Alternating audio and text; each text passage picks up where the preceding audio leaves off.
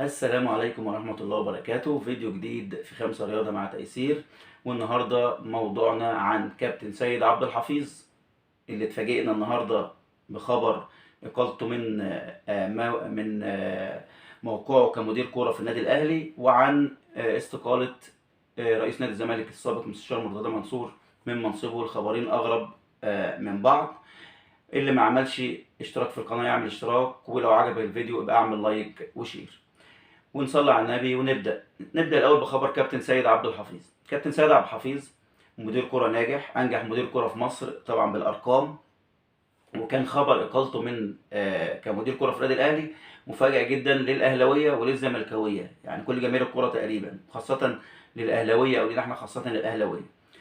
أنت خارج من موسم محقق فيه كل حاجة، محقق فيه البطولات، كل البطولات تقريبا. كان ناقص بس تحقق هو كأس العالم، لكن انت واخد كل البطولات تقريبا. الاهلي ماشي كويس، مدرب كويس، ده معناه ان انت مدير كرة ناجح، واحنا عارفين كلنا كده.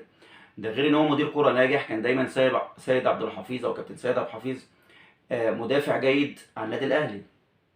فاتفاجئنا النهارده بخبر زي ما قلنا، اللي في اجتماع في النادي الاهلي، مجلس اداره النادي الاهلي بقياده كابتن محمود الخطيب، كابتن زكريا ناصف، كابتن حسام غالي، كابتن محسن صالح، ومعاهم كابتن وليد سليمان، واتخذوا قرار بتوجيه الشكر لكابتن سيد عبد الحفيظ عن المدة اللي هو قضاها في نادي الأهلي، والمجهود الكبير اللي هو عمله في الفترة اللي فاتت والكلام الحلو اللي احنا عارفينه ده كله. طيب ايه مبرر مجلس إدارة الأهلي في الموضوع دوت؟ قالوا ان احنا عاوزين نعمل كوادر جديدة، كوادر شابة.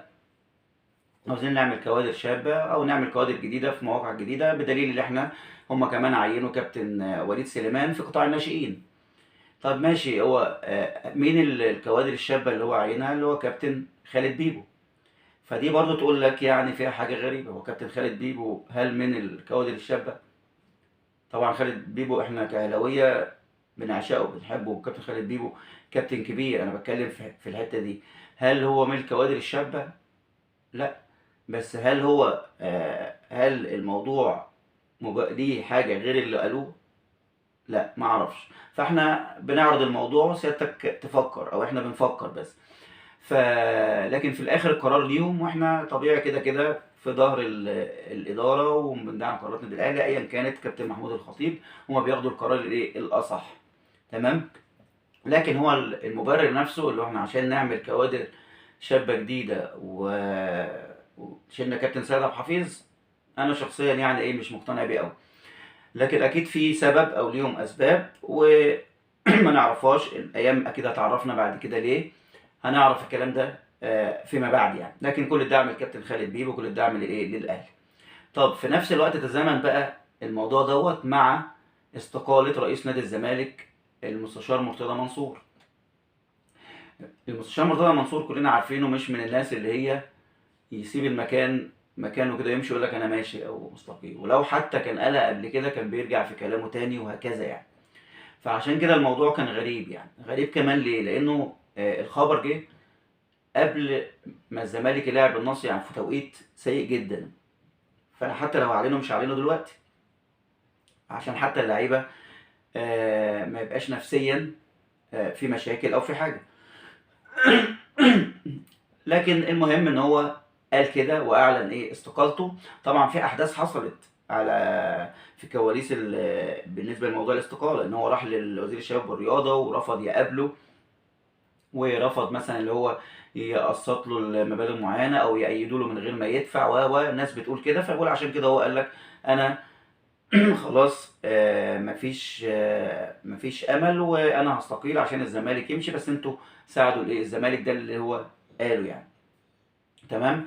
لكن زي ما قلنا انت برضو سبتها دلوقتي حاليا في وقت سيء جدا، ما كانش المفروض ان انت تعمل الخبر ده دلوقتي. في الاثنين اللي احنا حكينا عنهم بقى، استقالة المستشار مرتضى منصور وإقالة سيد عبد الحفيظ، هل في علاقة بينهم؟ هل في علاقة الاثنين دول في نفس الوقت يحصلوا الحدثين دول؟ الله أعلم. الأيام بعد كده هتبين. أنا بس بعرض عشان إحنا نفكر مش أكتر من كده.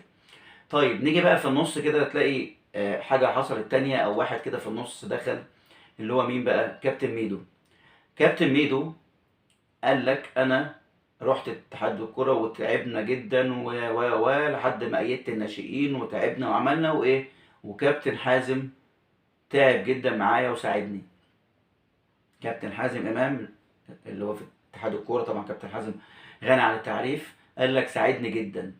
تمام. طيب ما كويس، ما كابتن حازم ساعدك اهو في الاتحاد، دي حاجة كويسة، يعني ده معناه ان انت في مساعدات اهو. طبعا المساعدة اكيد هتبقى بشكل قانوني، يعني مش شكل غير قانوني، فهي لو قانونية خلاص مفيش مشكلة.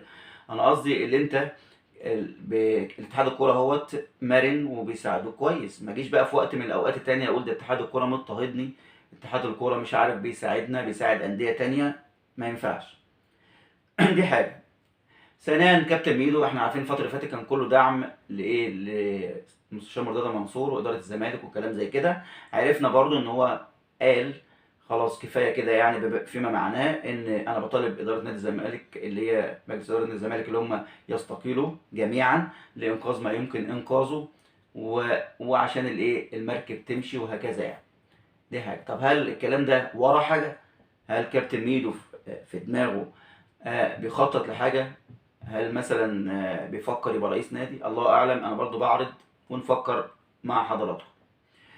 وفي نفس الوقت رد عليه كابتن احمد عيد، قال له بيكلم كابتن ميدو، قال له اللي انت يا كابتن ميدو بتبقى عباره عن ستار او ستاره، مجلس اداره بيديك قرارات ويوعدك بيها وتطلع تقولها وبعد كده ما بيحصلش حاجه منها. فكابتن ميدو رد عليه تاني، قال له رد عليه وقال له انا يسعدني ان انا ابقى ستاره، يعني لو في مصلحه نادي الزمالك وعشان المركب تمشي، مع ان انا مش شايف المركب ماشيه ولا اي حاجه، بس عامه احنا بنعرض اللي حصل على الساحه الرياضيه عشان حضراتكم تفكروا معانا. تمام. لان كابتن سيد عبد الحفيظ بالمناسبه هو اقيل من كمدير كوره، لكن هو هيبقى في موقع تاني في نادي الاهلي. طبعا كابتن سيد عبد الحفيظ لازم يستفيدوا من خبراته وهكذا يعني.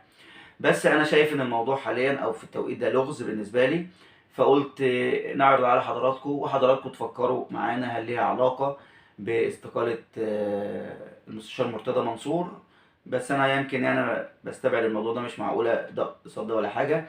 فبس يكون الحكايه ان هي ممكن تكون صدفه وممكن يكون في علاقه، بس انا مستغرب، مش مستغرب من مجلس من مستشار مرتضى منصور او استقاله مستشار مرتضى منصور. طبيعي الامور سيئه جدا، مفيش امل، الدنيا بتغرق، فممكن يحصل كده. لكن كابتن سيد عبد الحفيظ دلوقتي لا، اعتقد ده لغز ونفكر فيه، وانا كنت بعرض على حضراتكم بس عشان نفكر مع بعض. ويا ريت نعمل لايك وشير، والسلام عليكم ورحمة الله وبركاته.